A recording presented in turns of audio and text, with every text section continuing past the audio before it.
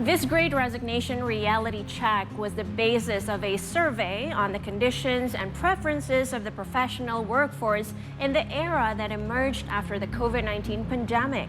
In the report, Robert Walters surveyed more than 2,600 professionals from more than 1,100 companies in 6 countries, namely Singapore, Malaysia, the Philippines, Thailand, Indonesia, and Vietnam.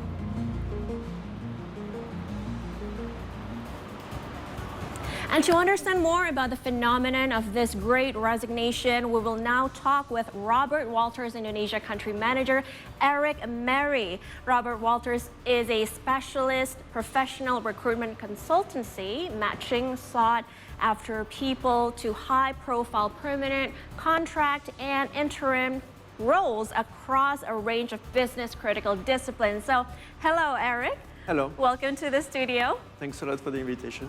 Right. Now, my first question, what do you think about this Great Resignation phenomenon? Okay. Maybe just put a bit of context of why we did that. Sure. The concept of this Great Resignation actually came from the US. Last year, after spring 2021, there was a spike in terms of resignation amid of a context of a lot of job opening and a very low turnover employment. So there was a lot of studies around this trend, and we were really curious to know that, okay, is it really something that happened in Southeast Asia? Because that's something that we see in the US. There are a lot of studies around it. Is it a global trend, or is it something that can be a bit different in this part of the world? So that's the reason we did this survey last June. We really wanted to know, okay, what about the people who are living in these 6 countries that you named, and were they thinking about resigning? And actually, have they done the resignation? All right. And the first results that we have is that eventually they did think about resigning, but they have not necessarily resigned. And most of the reason being, we want to make sure that we leave when we have a great job. We don't want to leave just to leave. And colleagues, certainty, safety of the job is also very important for them. Right. So if you can sum up, what were the factors behind the Great Resignation? Okay, so just in terms of, generally speaking, what are the reasons people are leaving? Okay? I think it's important to start from there. So most of the time, people might think about leaving because they are not happy with their salary. I want more. I'm not happy with my salary. I'm not happy with my salary increase. I'm not happy with my bonus. So, first reason. Second reason, lack of work-life balance. I think I work too much. So I would like to address that. Third reason, I don't see any career development for me if I stay in this company. So I might want to see something else.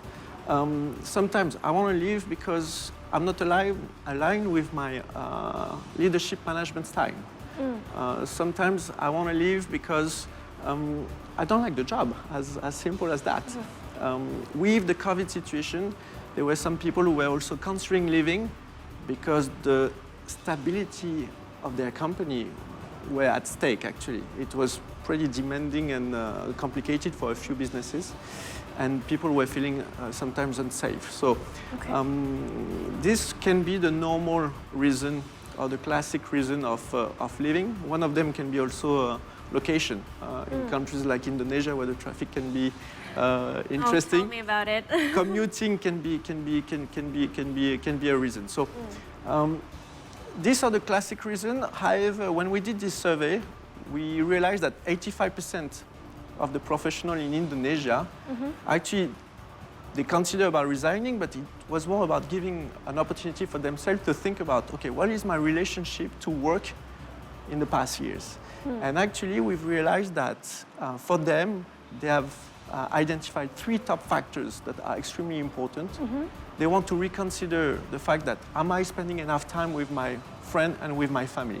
Okay, this is 71% of them. Wow, that's a lot. Okay.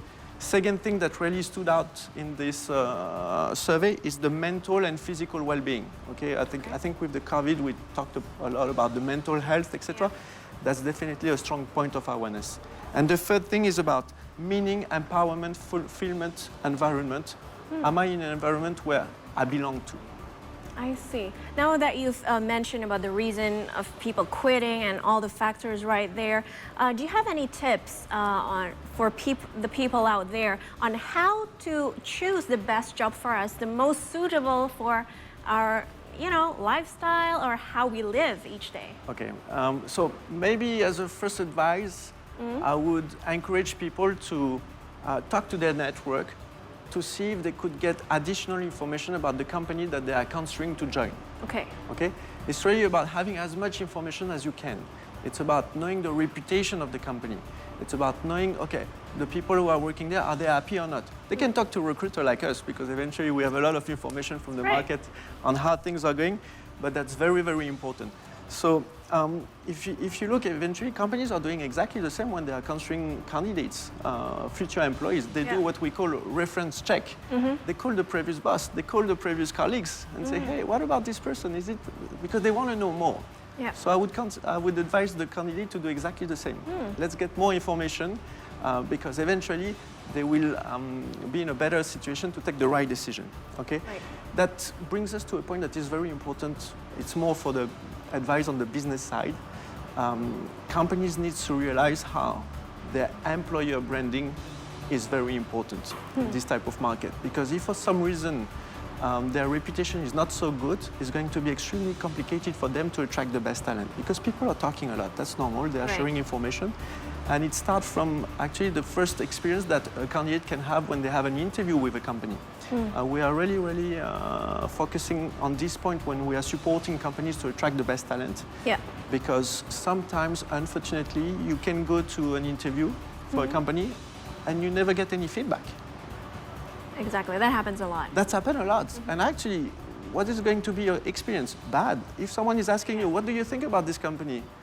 You have even not started working for them that you're already going to say not so positive things. Not so positive because when someone is not accepted in that company, they are expecting to be notified, right? Absolutely. So they're not waiting. Absolutely. So it's a question of respect. Exactly. To spend time. And eventually it's also a question of opportunity to improve. Why have not been selected? Okay, if I miss this, I can work on it. So that's very important. This is the advice for the company. Yeah, for the company. And for the employees, you have to be proactive. Absolutely. Do the same thing as what the company is doing. A background check. Absolutely. Find Absolutely. a lot of information. Be curious. Be curious. Yeah, One that's thing, the key. Second advice, take your time.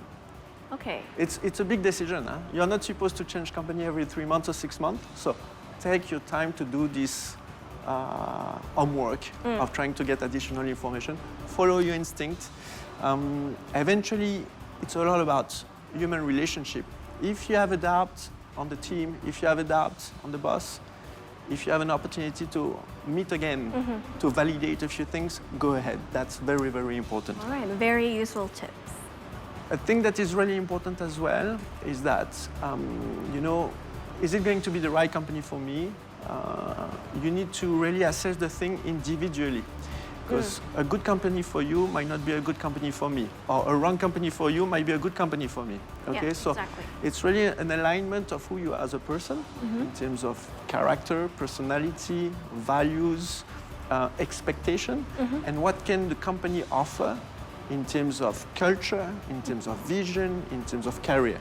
So this alignment is absolutely critical for a successful future partnership. Let's call it a partnership. And from what we observe, most of the time when a recruitment is not successful, it's not because of technical skills missing. It's more because of mismatch between the culture of the company and the person. So take your time on that. That's very, very important. All right. Now, we see the fact that there are a lot of people who likes to move jobs, or move to a new company after just working for a while in one company. Now, can you tell us your thoughts on this? Does it make one look unprofessional or unfaithful to the company that he or she is working in? Yeah, it's an important topic, the job hopping. Job hopping, exactly. Yeah, I think that's the trend of changing job regularly, quickly. Yeah. So let's be clear, it can make the job seeker in a situation where it's going to be more complicated to find a new job. Why? Because companies might think that because it happened in the past, this person, if he or she join, might leave super quickly. Okay, so why companies are afraid to hire people who might not stay? Maybe let's cover what's at stake for them. Okay, what's at stake for a company to hire someone who is going to leave? First of all, recruitment process can be extremely long. Right. It's not as fast as we think. Okay, it takes time to find the right person, to interview, etc. So, second, when you have a vacancy in your business, a job opening, it means that your business is not running perfectly. You have an empty seat. Okay, so your company could be even more efficient, be even more profitable. So it has a cost. It's a lost opportunity in terms of money. Right. So this time that is required to hire the right person, if eventually after 6 months, 12 months, you need to go again through a recruitment process, imagine the cost. So that's very, very important. Second thing, when you hire someone, the reality is that it's always challenging for someone to start a new job. Yeah. The first few weeks are extremely challenging. You're out of your comfort zone. Everything is new. It's a new job, new responsibilities. Among the new responsibilities that you have, maybe some of the tasks that you are doing are completely new to you. And this is why you took this job, because you were interested to do something that you can learn about. It's new people, new boss, new colleagues. You need to build the trust, you need to build the credibility, you need to build the teamwork style. You need to get used to the new tool, to the processes. So all this takes time. Just to make it simple, when we look at a normal role, the first year is the year of learning. Yes. And the second year, this is where people can really, really bring even more in terms of contribution. They can optimize, they can be creative, etc. So for a business to lose someone in the first year means a lot of investment, but not so much return on investment in terms of contribution. I see. So how long do you think one should stay in a company, to be labeled as an asset to a company, not a waste? So, obviously it depends on the job you have, on the discipline, on the seniority.